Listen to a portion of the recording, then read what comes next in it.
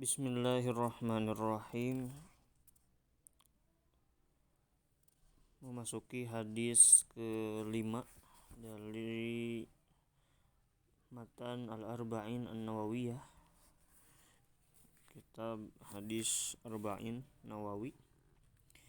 Alhamdulillahirabbil alamin wa bihi nasta'inu ala umuri dunya waddin. Wassalatu wassalamu ala asyrafil anbiya'i wal mursalin wa ala alihi wa sahbihi ajma'in. Qala mu'allifu hadzal kitab rahimahullah wa nafa'na bihi wa bi ulumihi wa bi barakatihi fid dharain. Al haditsul khamisu, hadis yang kelima, an ummil mukminina. Hadis diterima dari Ummul Mukminin Ummi Abdillahi, yakni Ummi Abdillah, Aisyata, yakni Sayyidatina Aisyah radhiyallahu anha.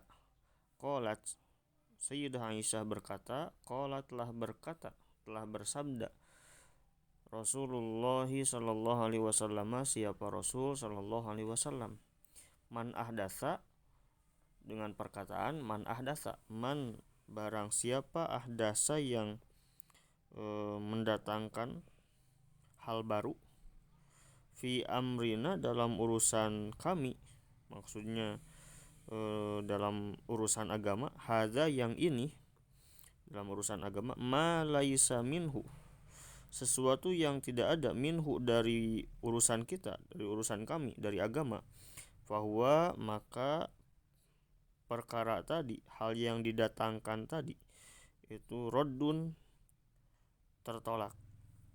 Barang siapa mendatangkan hal baru dalam urusan agama yang tidak ada bagian dari agama, bukan bagian agama, tidak termasuk bagian dari agama, tidak ada dasar hukumnya, fahuwa raddun, maka itu tertolak.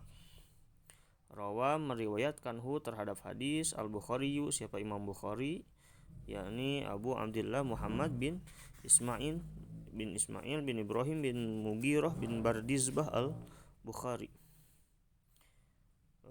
dan juga Imam Muslim Abul Husain Muslim bin Hajjaj Al-Qusairi An-Naisaburi. Wa fi riwayatin li Muslimin, dalam riwayat Imam Muslim menyebutkan, jadi dalam riwayat Imam Muslim itu ada redaksi lain, ada lafaz yang sedikit berbeda, yakni man amila amalan laisa alaihi amruna fahuwa raddun. Man barang siapa, amila yang mengerjakan atau melakukan amalan terhadap suatu pekerjaan, suatu amalan, laisa alaihi amruna, yang tidak ada padanya, pada pekerjaan tersebut, urusan agama, urusan kita semua, urusan agama, fahuwa maka pekerjaan tersebut raddun, tertolak. Jadi di sini menjelaskan mengenai syariat, hadis yang sangat penting, menjelaskan bahwasanya Islam itu dilakukan secara ittiba, mengikuti apa-apa yang telah diajarkan, diperintahkan oleh Nabi, apa-apa yang telah diperintahkan oleh Allah Subhanahu wa ta'ala melalui Rasulnya, melalui utusannya, lalu diterima oleh para sahabat, kemudian disalurkan kepada para tabi'in hingga sampai kepada kita. Bukan secara ibtida, memulai atau menciptakan, bukan mengadakan syariat baru, tidak. Islam itu tidak seperti itu. Kita tidak bisa memperbarui syariat Islam, misalnya mengadakan hukum atau mengadakan syariat baru, bahwasanya kita harus melaksanakan sholat di pagi hari 2 rakaat tapi rukunya 6 kali misalnya. Tidak bisa seperti itu. Sujudnya 12 kali misalnya. Tidak bisa seperti itu, karena tidak ada tuntunan dari Rasul sallallahu alaihi wasallam.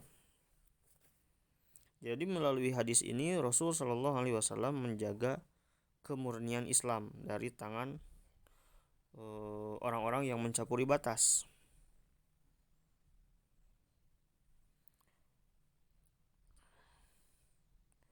Lalu poin yang kedua, bahwa berbagai perbuatan, hadis ini merupakan dasar yang jelas bahwa semua perbuatan yang tidak didasari oleh perintah syar'i atau syara itu tertolak. Tidak ada dasarnya dalam syariat, jelas tertolak. Bahkan hadis ini juga menunjukkan bahwa semua perbuatan, baik yang berhubungan dengan perintah maupun larangan, itu semuanya terikat dengan hukum syara. Oleh karena itu, sangat berat, sangat sesat perbuatan yang keluar dari koridor yang telah ditentukan oleh syariat. Ketika syara menentukan suatu syariat, suatu pekerjaan, suatu perilaku, nah itu harus sesuai dengan tuntunannya, tidak boleh keluar dari koridor yang telah ditentukan. Sehingga seolah-olah perbuatan yang menghukumi syara itu tidak bisa, dan bukan syara yang menghukumi perbuatan.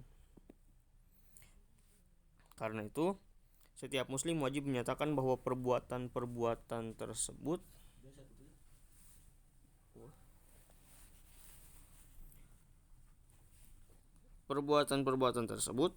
yang ada di luar koridor syara, yang melampaui batas, adalah batil, tertolak.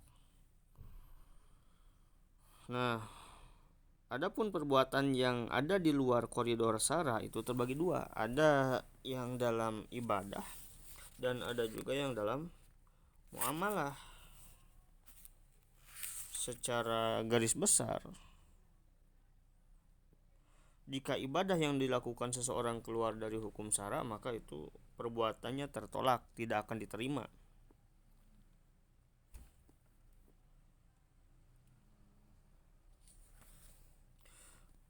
Kalau dalam muamalah itu sama seperti dalam ibadah. Jika tidak ada dasar syar'i, maka amalan yang berkenaan dengan muamalah yang dilakukan seseorang batal dan tertolak.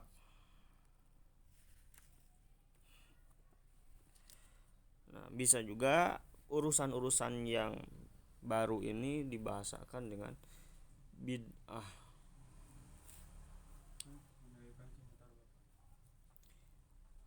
Adapun bid'ah menurut para ulama itu terbagi menjadi dua. Ada bid'ah yang tercela, ada juga bid'ah yang terpuji.